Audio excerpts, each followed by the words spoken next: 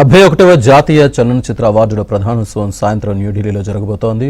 విజ్ఞాన్ భవన్లో జరిగే ఈ కార్యక్రమంలో అవార్డు గ్రహీతలు భారత రాష్ట్రపతి ద్రౌపది ముర్ము చేతుల మీదుగా వీటిని స్వీకరించబోతున్నారు. 2023 జాతీయ అవార్డులు తెలుగు సినిమాలకు వివిధ కేటగిరీల్లో 7 అవార్డులు రావడం విశేషం. ఏడాది నందమూరి బాలకృష్ణ పద్మభూషణ్ పురస్కారాన్ని అందుకున్నారు. విశేషం ఏంటంటే ఆయన కథానాయకుడిగా నటించిన భగవంత్ కేసరి మూవీ కూడా ఈ ఏడాది ఉత్తమ ప్రాంతీయ తెలుగు సినిమాకు జాతీయ అవార్డుకి ఎంపికైంది. అనిల్ రావుపూడి దర్శకత్వంలో సాహు గారపాటి, హరీష్ పెద్ది నిర్మించిన ఈ సినిమాలో కాజల్ హీరోయిన్ గా నటించగా శ్రీలీల ప్రధాన పాత్రను పోషించింది.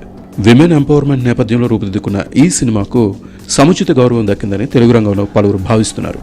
దర్శకత్వంలో మారుతి, ఎస్కేఎన్ నిర్మించిన బేబీ సినిమా సైతం 2 జాతీయ అవార్డులు కైవసం చేసుకుంది.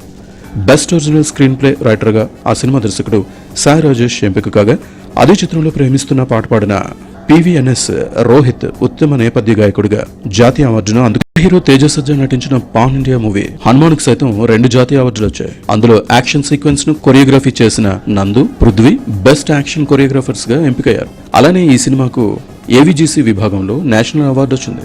విశేషం ఏంటంటే హనుమాన్ తర్వాత వచ్చిన తేజసజ్జ తాజా చిత్రం మిరాయ్ సైతం చక్కని విజయాన్ని నమోదు చేసి వేణు తెలంగాణ నేపథ్యంలో తెరకెక్కించిన బలగం సినిమాకు సైతం ఒక అవార్డు వచ్చింది. ఆ సినిమాలోని ఊరు పల్లెటూరు పాటను రాసిన కాసర్ల శ్యామ్ ఉత్తమ గీత రచయితగా తొలిసారి జాతీయ అవార్డును అందుకోబోతున్నాడు.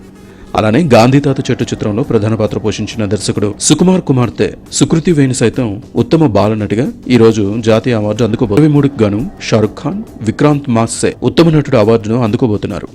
రాణి ముఖర్జీ ఉత్తమ నటిగా అవార్డును స్వీకరించబోతోంది. అలానే వివిధ భాషలకు చెందిన పలువురు నటీనటులు, సాంకేతిక నిపుణులు జాతీయ అవార్డును అందుకోబోతున్నారు.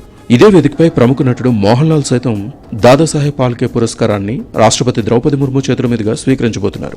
సినిమా రంగానికి చేసిన సేవకు గాను మోహన్ లాల్ కు ఈ అత్యుత్తమ పురస్కారం దక్కుతోంది.